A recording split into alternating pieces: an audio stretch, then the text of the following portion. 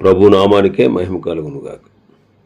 కూడి వచ్చిన మీ అందరికీ, కర్మిల ఆత్మీయ సహవాస సంఘ విశ్వాసులందరికీ మన ప్రభువును ఆయన ప్రియ కుమారుడునైన యేసుక్రీస్తు వారి శ్రేష్టమైన నామంలో శుభములు మరియు అందరికీ వందనాలు.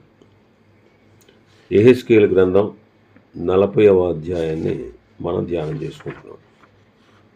యెహెజ్కేలు గ్రంథం 40వ అధ్యాయం. ఇందులో ముఖ్యమైన అంశం ఏంటంటే దేవాలయం యొక్క ఆవరణములు. దేవాలయం యొక్క ఆవరణములు. ఈ అధ్యాయంలో ఉన్నటువంటి ముఖ్యమైనటువంటి విషయం ఏంటంటే భవిష్యత్తులో ఇశ్రాయేలీలు తమ స్వదేశమునకు చేరుకున్న తర్వాత దేవాలయాన్ని, నగరాన్ని ఎలా కట్టాలో ఆ ఆదేశాలు ఇందులో ఉన్నాయి. ఎందుకంటే వారు ఆ యూదా జాతి వారు చెదిరిపోయారు. ఆలయం, నగరాలు శిథిలమైపోయాయి. దేశం అంతా కూడా పాడుపడిపోయింది. అయితే ఇక్కడ చెప్పబడిన ఈ అధ్యాయాల్లో 40వ అధ్యాయం నుంచి కొన్ని అధ్యాయాలు మనం చూస్తే 40 అధ్యాయం నుంచి 48వ అధ్యాయం వరకు కుదురుబాటు కాలాన్ని గురించి వ్రాయబడింది. ఈ అధ్యాయాల్లో ప్రజలు తిరిగి వస్తారని, దేశానికి, నగరాలకు, ఆలయానికి వారి పూర్వమున్న క్షేమస్థితి సమకూర్చబడుతుంది అని తెలియజేయబడతాం. అందులో భాగంగానే మనం 16 వచనాల వరకు ధ్యానం చేసుకున్నాం. 17వ వచనం నుంచి 27వ వచనం వరకు వెలపటి ఆవరణం, గుమ్మాలు మనం చూస్తాం. ఒకసారి చదువుదాం. 17 నుంచి 27 వరకు.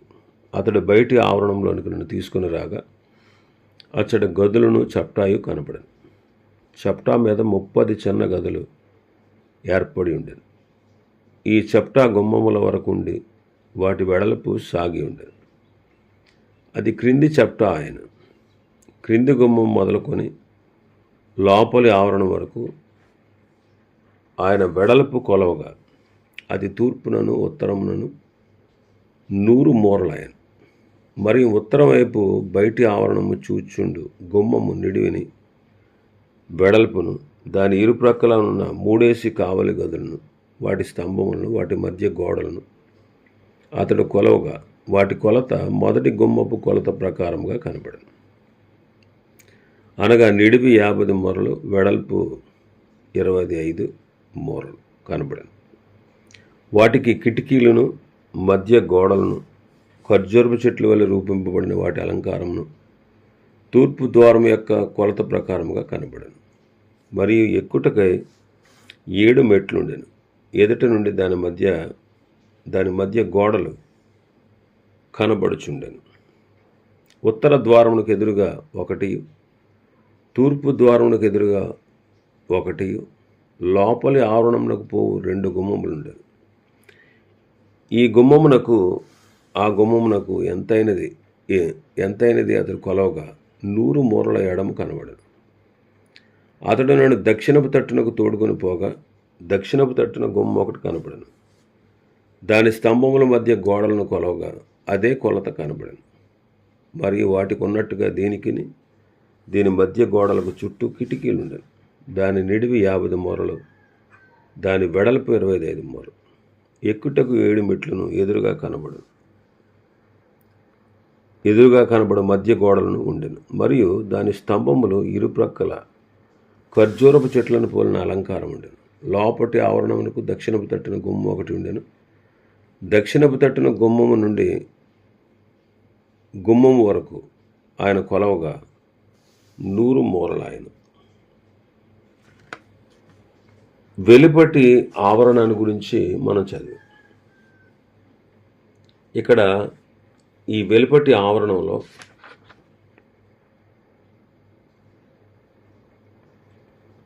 గదులు చప్టా ఉంది. చప్టా 50 మూరల వెడల్పు. గదులు కూడా ఉన్నాయి. వీటి సరైన కొలతలు ఇక్కడ రాయబడలేదు. కానీ సొలొమోను తన దేవుని మందిరాన్ని కట్టించినప్పుడు కూడా మందిరము చుట్టూ కొన్ని గదులు కట్టించాడు. ఈ గదులు మందిరానికి సంబంధించినవి కనుక లేవీలు అక్కడ నివాసం చేసేవారు. ఈ గదుల మీద బాధ్యత కూడా లేవీలదే. వారు అక్కడ ప్రతిష్ఠిత వస్తువులను శుద్ధి చేస్తూ ఉండేవారు. మందిరం యొక్క సేవలో ఉన్నారు. ఆ గుడారాన్ని అంటే ఆ మందిరాన్ని కాపాడుట, పరిశుద్ధ స్థలాన్ని కాపాడుట వారి పని. దేవుని మందిరపు సేవ కొరకు వారిని దేవుడు ఏర్పాటు చేసుకున్నాడు. ఈనాడు దైవజనులకు అంటే ఈనాడు అపొస్తలులు ప్రవక్తలు లేరు, కానీ కాపరులు, ఉపదేశకులు, సువార్థికులు ఉన్నారు. వారికి అప్పగించబడిన పని సంపూర్ణంగా నెరవేర్చాలి.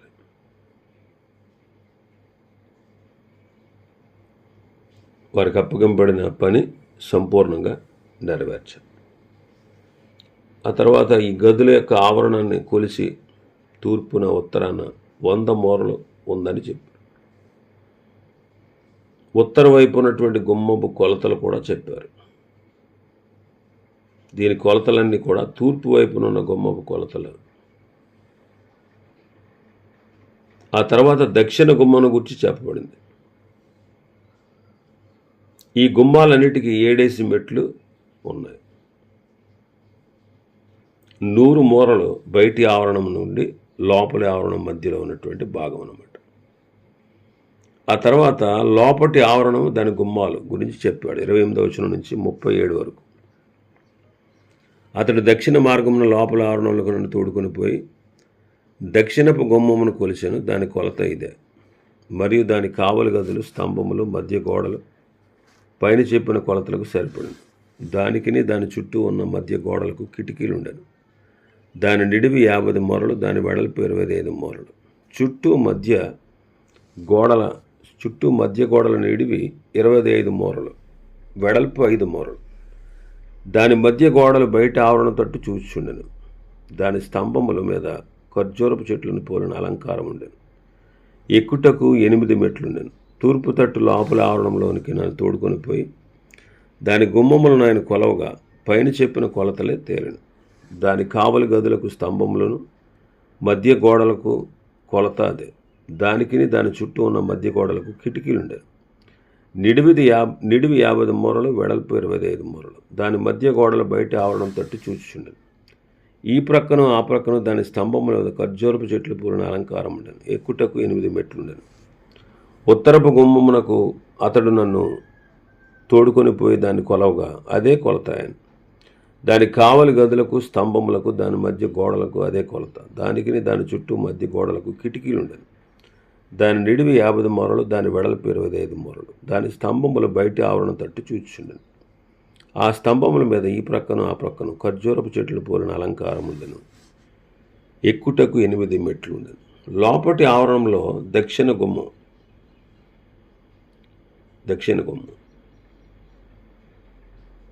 దీనికి 8 మెట్లు ఉన్నాయి. ఈ గుమ్మముల కొలత అంతా కూడా ప్రతి గుమ్మము యొక్క కొలతను సూచిస్తూ ఉంది. వాటి కావలి గదులు, వాటి గడపలు, వాటి మంటపాలు అన్నీ కూడా సమాన పరిమాణంగా ఉన్నాయి. అన్ని గుమ్మాలు కొలతలు ఒకటే. బయటి ఆవరణంలోకి ఎక్కుటకు 7 మెట్లు ఉన్నాయి. లోపలి ఆవరణం ఎక్కుటకు 8 మెట్లు ఉన్నాయి. ఈ గుమ్మముల కొలతలను గూర్చి, గదులను గూర్చి ఆత్మీయంగా మనం అనేకమైన పాఠాలు మొదటి గుమ్మంలోనే మనం ధ్యానం చేశాం. అవే సంగతులు ఈ గుమ్మాలకు వర్తిస్తాయి. తర్వాత 38వ వచనం నుంచి 43వ వచనం వరకు బలి పశువులను వధించు బలలు ఉన్నాయి. బలి పశువులను వధించు బలలు. 38 నుంచి 43 వరకు.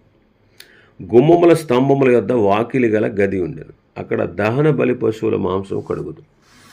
మరియు గుమ్మపు మంటపంలో ఇరుప్రక్కల 2 బల్లలుండెను. వాటి మీద దహన బలి పశువును, పాప పరిహారార్థ పశువులను, అపరాధ పరిహారార్థ పశువులను వధింపబడను.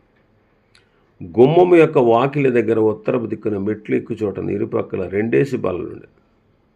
అనగా గుమ్మపు 2 ప్రక్కల 4 బల్లలుండెను.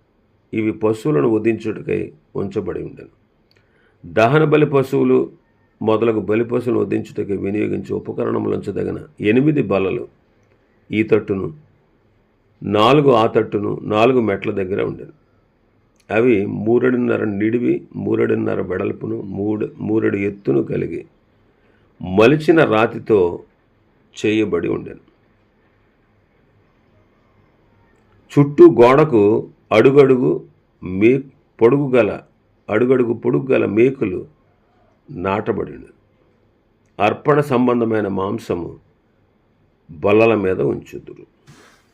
బలి పశువు మాంసం వధించు బల్లలు. దహన బలి మాంసమును కడిగి అది బలిపీఠం మీద అర్పించేవారు. నోవహు కూడా చూడండి, పవిత్రమైన పశువులను, పవిత్రమైన పక్షులను అర్పించినప్పుడు ఆయన ఇంపైన సువాసన ఆగ్రహించారు.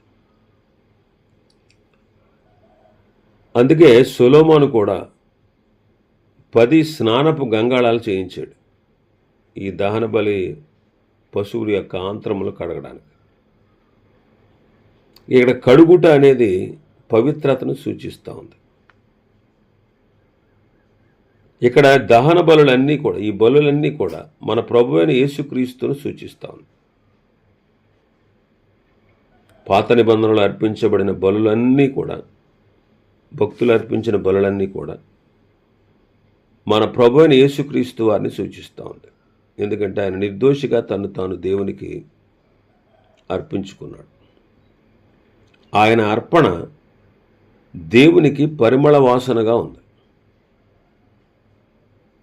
అలాగే మనల్ని కూడా ఆయన పరిమళ వాసనగా మార్చాడు. మనం కూడా మన జీవితాల్లో పరిశుద్ధతను సన్మానించాలి. పరిశుద్ధులుగా ఉండుటకు మనల్ని మనం సమర్పించుకోవాలి. పాపమునకు చచ్చి దేవుని కొరకు జీవించుచున్నామనేటువంటి అనుభవంతో మన జీవితాలను మనం సమర్పించుకోవాలి.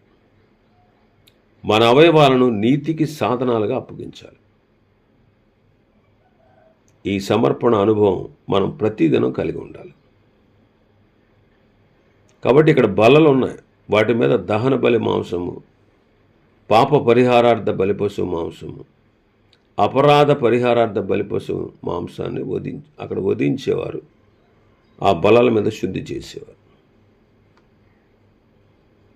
కాబట్టి ఈ బలులు గూర్చి వివరాలు మనం లేవీకాండంలో ధ్యానించాం.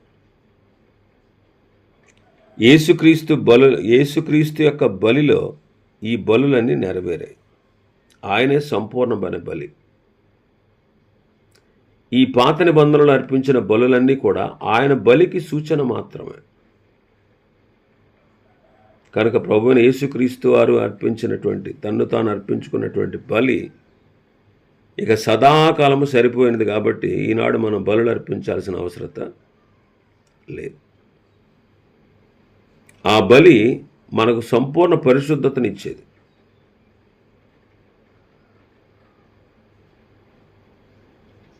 మనం ఆత్మీయమైనటువంటి విషయాలు ఇందులో ధ్యానం చేస్తున్నాం. మనం బలులను గూర్చిన వివరాలు తెలుసుకోవడానికి లేవీకాండం మనం వ్యాఖ్యానం చేసుకున్నప్పుడు మనం చూసాం. అందులో బలులను గూర్చిన ఎన్నో విషయాలు రాయబడ్డాయి. కాబట్టి ఈ బలులు అర్పించుటకు బలలు ఉంచబడ్డాయి. ఈ బలులన్నీ కూడా క్రీస్తులోని సంపూర్ణంగా ఇమిడి ఉన్నాయి. ఈనాడు మనం కూడా మన దేహములను, మన సమస్తాన్ని ఆయనకు సమర్పించవలసిన వారంగా ఉన్నాం. ఇంకా 44వ వచనం నుంచి 46వ వచనం వరకు యాజకుల కావలి గదులు మనం చూస్తాం. లోపలి గుమ్మపు బయట లోపలి ఆవరణంలో ఉత్తర గుమ్మం దగ్గర నుండి దక్షిణముగా చూచు ఒకటి, తూర్పు గుమ్మం నుండి ఉత్తరముగా చూచు ఒకటి, 2 గదులుండేవి. అప్పుడు అతడు నాతో ఇట్లనెను, దక్షిణపు తట్టు చూచు గది మందిరమునకు కావలి వారగు యాజకులది. ఉత్తరపు తట్టు చూచు గది బలిపీఠమునకు కావలి వారగు యాజకులది. వీరు లేవీలలో సాదోకు సంతతి వారై సేవ చేయుటకై యెహోవా సన్నిధికి వచ్చువారు. అతడు ఆ ఆవరణములు కొలవగా నిడివియు వెడల్పును 100 మూరల చచ్చౌకముగా ఉండెను. మందిరమునకు ఎదురుగా బలిపీఠం ఉంచబడి ఉంది. ఇక్కడ కావలి గదులు మనం చూస్తున్నాం. యాజకుల కొరకైనటువంటి గదులు ఇవి 2 గదులు అన్నమాట. లేవీయులలో సాదోకు సంతతి వారు సేవ చేయడానికి వారు యెహోవా సన్నిధికి వచ్చేవారు. పూర్వకాలంలో సాదోకు చాలా మంచి భక్తుడు, దావీదు కాలంలో ఉన్నవాడు. అతడు దీర్ఘదర్శి అనబడ్డాడు.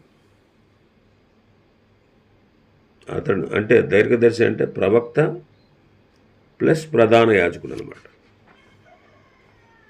సొలొమోను కాలంలో కూడా సాదోకు ప్రధాన యాజకుడిగా ఉండి పనిచేశాడు. ఈ సాదోకు ఎలియాజరు సంతతివాడు.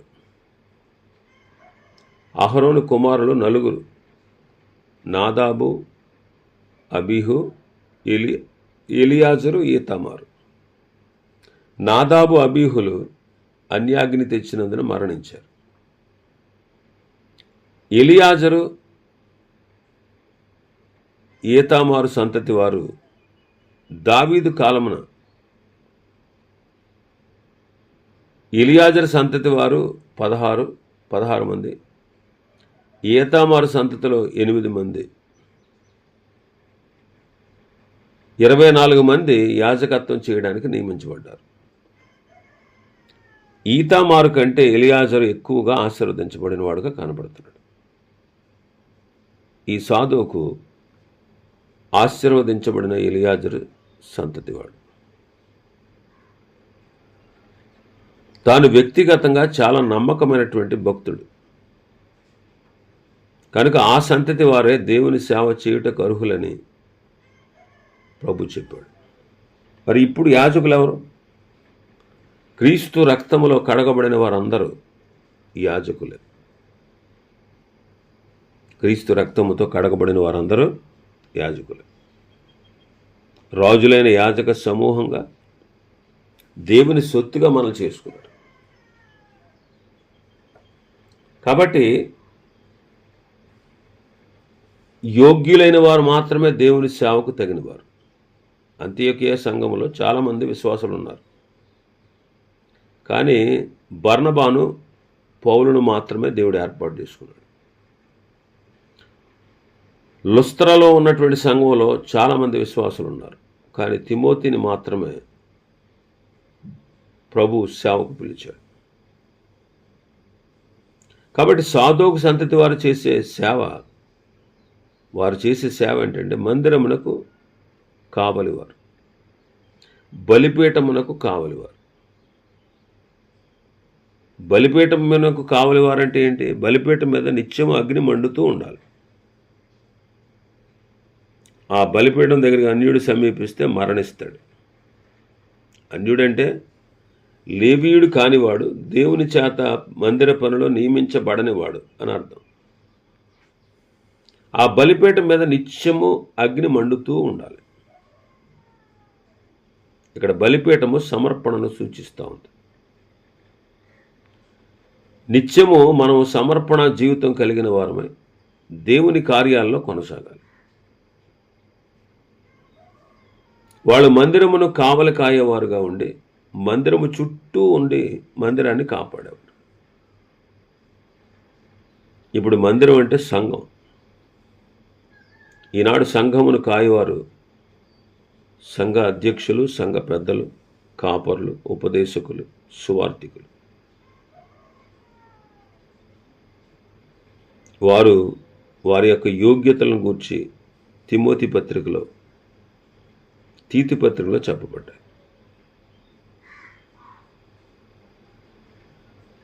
అలాగున సంఘాన్ని వారు కాయవలసిన వారై ఉన్నారు. రాబోయే మెస్సయ రాజ్యములో రాజు అయిన క్రీస్తు రాజుగా పరిపాలన చేస్తే అతని జనులు నీతిని బట్టి పరిపాలన చేస్తారు. అధికారులు న్యాయాన్ని బట్టి వెళ్తారు. రాజు క్రీస్తే ఈ అధికారులు ఎవరు అంటే, బళా నమ్మకమైన మంచి దాసుడా అని ప్రభు చేత అనిపించుకున్నారు. ఎవరికి ఏ అధికారం ఇవ్వబడునో వారికి ఇవ్వబడిన అధికారాన్ని బట్టి వారు పరిపాలన చేస్తారు. మత్తయి సువార్త 25లో, లూకా సువార్త 12లో మనం చూస్తాం. ఇంకా మనం చూస్తే 47 నుంచి 49 వచ్చిన వరకు,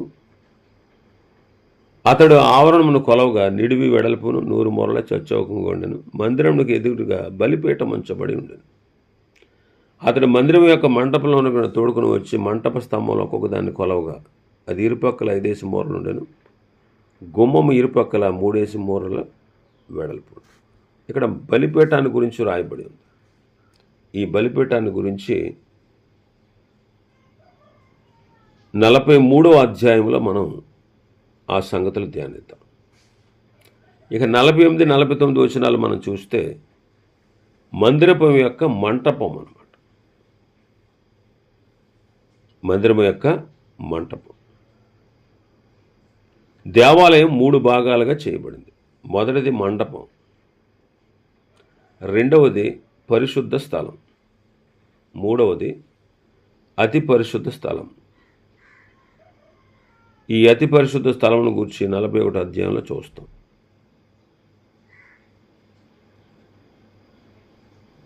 దాని వివరణ ఇక్కడ రాయబడి ఉంది. మంటపం యొక్క వివరణ 48, 49 వచనాలు. అతను మందిరము యొక్క మంటపంలో తోడుకొని వచ్చి మంటప స్తంభములను ఒక్కొక్క దాన్ని కొలవగా అది ఇరుప్రక్కలను 5 మూరలు ఉండేను. గుమ్మము ఇరుప్రక్కల 3 మూరల వెడల్పు ఉండేను. మంటపమునకు నిడివి 20 మూరలు. ఎక్కుటగా ఉంచబడిన మెట్ల దగ్గర దాని వెడల్పు 11 మూరలు. స్తంభముల దగ్గర ఇరుపక్కల ఒక్కొక్కటిగా కంబములు ఉంచబడి ఉంది.